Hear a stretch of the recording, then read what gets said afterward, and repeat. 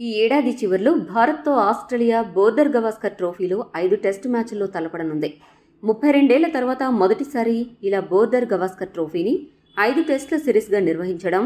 ఇక గత 2 పర్యాయాలు ఆస్ట్రేలియాని ఓడించిన టీమిండియా వరుసగా మూడోసారి కూడా గెలుపు దక్కించుకుని హ్యాట్రిక్ నమోదు చేయాలని చూస్తుండగా, మరోవైపు ఆసీస్ మాత్రం ఈసారి ఎలా అయినా ఇండియాకి అడ్డుకట్ట వేసి వారిపై ప్రతీకారం తీర్చుకోవాలని ప్రణాళికలు రచిస్తోంది.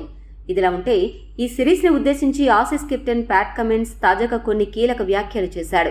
టీమిండియాని అడ్డుకోవడానికి ఓ 2 సరికొత్త అస్త్రాలను సిద్ధం చేసినట్లు చెప్పుకొచ్చాడు.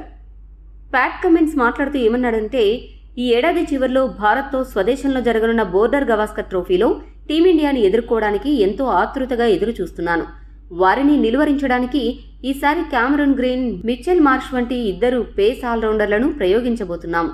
వీరిద్దరి చేరికతో జట్టులో ప్రధాన పేసర్లపై భారం తగ్గడంతో పాటు బ్యాటింగ్ లైనప్ బలం కూడా పెరుగుతుందని, పేస్ ఆల్రౌండర్లు ఉండడం వల్ల ఎల్లప్పుడూ జట్టుకు అదనపు ప్రయోజనమే ఉంటుంది అని కమిన్స్ అభిప్రాయపడ్డాడు. గతంలో మేము ఈ ఇద్దరిని పెద్దగా వినియోగించుకోలేదు, కానీ ఈసారి పరిస్థితి వేరు. ఎక్కువ ఓవర్ల పాటు బౌలింగ్ చేయాల్సి ఉంటుంది. గ్రీన్ బౌలర్గానే కెరీర్ ప్రారంభించాడు. ఇప్పుడు అతడికి తగినంత అనుభవం కూడా వచ్చింది. వీరిద్దరి వల్ల జట్టు సమతుల్యం పెరుగుతుంది. బ్యాటింగ్ ఆర్డర్ మరింత పటిష్టమవుతుంది. ఇక జట్టులో నాథన్ లయన్ వంటి సీనియర్ స్పిన్నర్ కూడా ఉండడం మా అదృష్టం. ఈ అస్త్రాలు చాలు టీమిండియాపై దాడి చేయడానికి అని కమిన్స్ ధీమా వ్యక్తం చేశాడు. ఈ వీడియో మీకు నచ్చితే లైక్, షేర్, కామెంట్ చేయండి.